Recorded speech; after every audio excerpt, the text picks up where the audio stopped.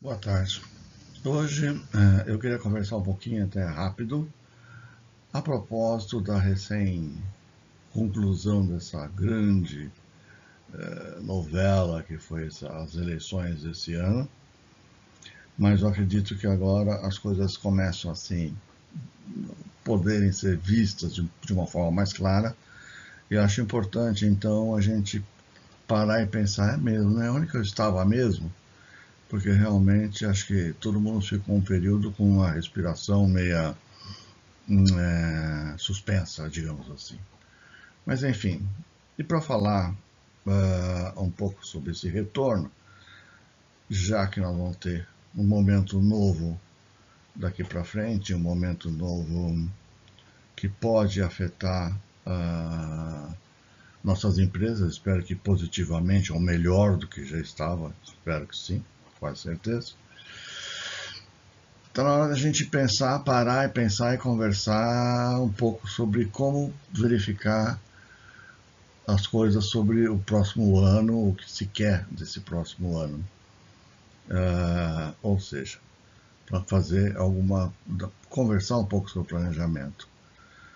O que eu sinto, e pode ser que muitas empresas falam, imagina que na minha empresa não é assim, imagina, está falando, bom, logicamente eu tenho que dizer aquilo que eu convivo, as empresas que eu converso, e a minha sensação. Posso estar errado, mas eu sinto que existe um preconceito, um certo preconceito contra o planejamento, como se fosse algo inútil, ou no mínimo uma exceção, alguma coisa. Para que fazer planejamento? Eu quero faturar o máximo possível e começar a vender tudo de novo, porque eu fiquei muito tempo sem vender.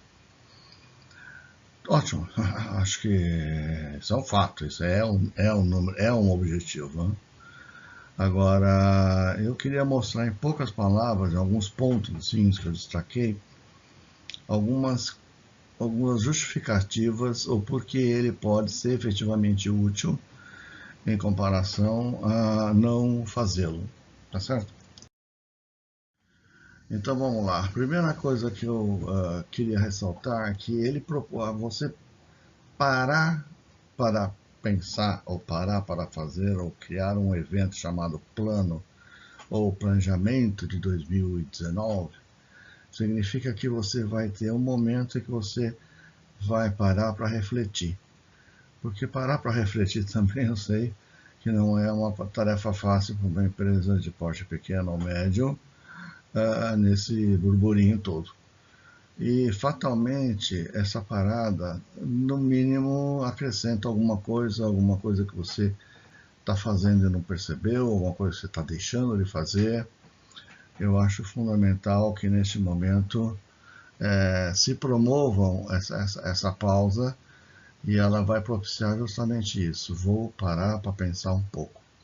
Então, o primeiro aspecto legal de você falar em termos de planejamento é você provocar um evento que proporcione essa pausa para reflexão. Depois, um ponto que eu queria ressaltar também, que o planejamento propicia uma concentração e evita dispersão. Quando eu falo em planejamento, eu estou falando de um determinado foco. Eu não consigo fazer o planejamento de tudo, a todo momento, para qualquer coisa. Não existe isso. O quanto que eu vou comprar de papel A4 o mês que vem para minha copiadora, mas obviamente. Então ele possibilita algum ajuste na visão das pessoas, concentrado em termos de alguns pontos, de alguns valores que a empresa já definiu como sendo valores, digamos, que a empresa preza, digamos assim. Fatalmente, quando você fala, nossa, planejamento é uma coisa séria, você vai colocar em questão justamente aquilo que você acha importante, aquilo que você acha de destaque, tá certo? Então, é uma forma de você evitar uma dispersão de energia. quando você fala e deixa as coisas amarradas em termos de um planejamento, certo? Depois, a outra coisa importante é que a atividade de planejar ou ter algumas coisas planejadas é que ela oferece primeiro uma visão do todo da empresa e algumas referências, porque se você estabelece um plano, você vai certamente estabelecer alguns pontos de controle. Então não dá para você fazer um plano sem você verificar o andamento dele. Então, se acabar estabelecendo números e valores e qualidades que passam a ser interpretados pela empresa como um todo, como sendo referências. Opa, aí é uma forma de você dizer certo ou errado. Ok, certo ou errado é sempre certo, ou tanto é errado quanto é certo, em relação a uma coisa, em relação a alguma coisa. Perto ou longe, em relação a alguma coisa. Acertou ou errou em relação a alguma coisa. Então, é uma ótima arma de você estabelecer um conjunto de referências. Outro aspecto que eu queria levantar. Neste momento também, dependendo da forma com que você conduz um processo de planejamento, você tem um momento muito propício também para o estabelecimento do contraditório. Porque alguém vai defender uma determinada posição e alguém que não é a favor vai defender outra posição. E dessa contradição nasce uma coisa melhor, não tenha dúvida disso. Então, é um excelente momento também para estabelecer claramente entre os sócios, ou dirigentes, ou gerentes, ou equipes, etc., o contraditório, quem pensa assim e quem pensa assado. Okay? Outra, uma coisa mais sofisticada, mais óbvia, que é a sinergia, que é um negócio. Dois pensando melhor que um, você é mais velho que andar para frente. Então, é sempre bom que você tenha um processo de planejamento envolva várias pessoas, porque você tem várias opiniões e dessas várias opiniões você traz um conteúdo mais rico, porque você soma todos os conteúdos e multiplica esse conteúdo. Tá? Por último, é a questão do comprometimento. O compromisso é uma das coisas mais importantes em qualquer empresa, que é o fato até que ponto você está lutando por uma coisa que é semelhante a que outros estão lutando. E que se você está comprometido com aquela coisa. Uma coisa é você estar envolvido cumprindo uma tarefa. Uma outra coisa, você está de tal modo comprometido, porque nesse momento você é capaz de corrigir rumos, você é capaz de dar alerta, você é capaz de fazer muito mais coisa quando você tem um compromisso e entende a empresa e consegue ter um compromisso tal que está refletido em alguns números, algumas metas da sua área, etc.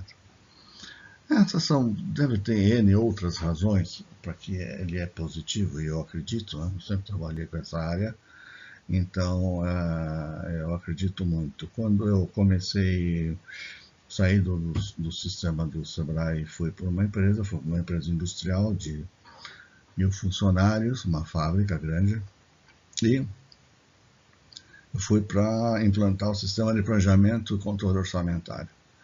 Então, eu, desde esse tempo, eu devia ter algo como uns 30 anos, imagino, 28, eu sempre me envolvi nessa questão do orçamento e do planejamento de controle. Nós éramos até bastante sofisticados, porque nós tínhamos um sistema de orçamentação por cento de custo.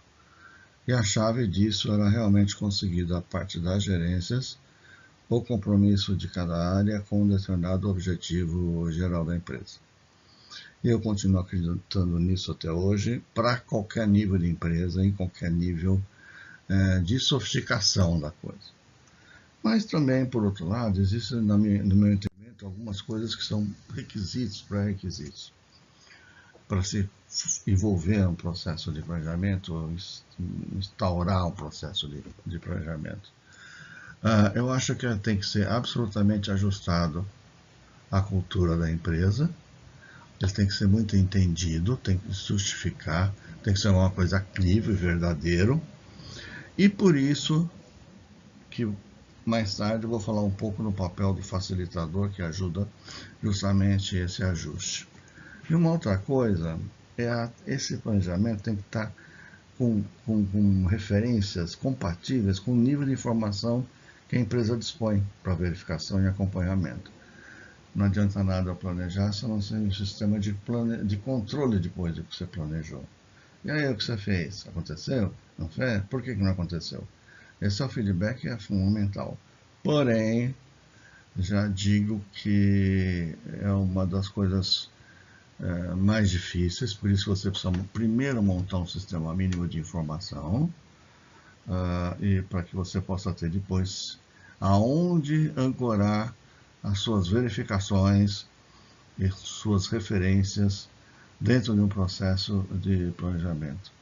Porque no processo de planejamento eu tenho basicamente trabalho com algumas metas, as metas físicas ou numéricas, volume de faturamento, margem de lucro, rentabilidade, blá, blá, mas trabalho também com metas qualitativas.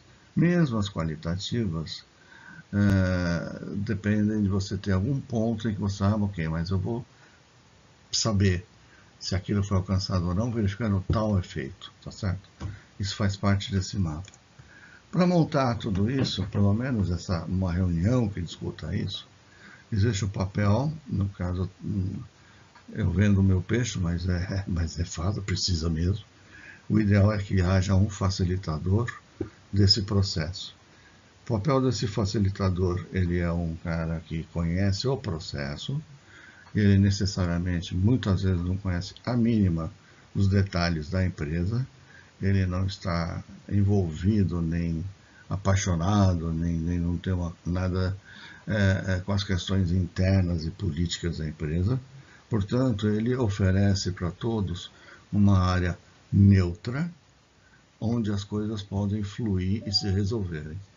Então, é muito importante que haja, num processo de planejamento, no mínimo, uma reunião que você vai fazer para falar, vamos falar sobre 2019, ok, chama um consultor, dá uma bolada primeiro, logicamente, prepara um pouco as coisas, e esse consultor então vai promover uma reunião com um papel de facilitador para que as coisas fluam e fiquem ricas, mais ricas do que poderiam ficar se dependessem, não por incompetência da equipe, mas pelo fato do facilitador ter a condição de oferecer uma seara neutra em um local onde essas questões são minimizadas e o todo é obtido e o todo é alcançado de uma forma, digamos, mais simples e fluida. Bom,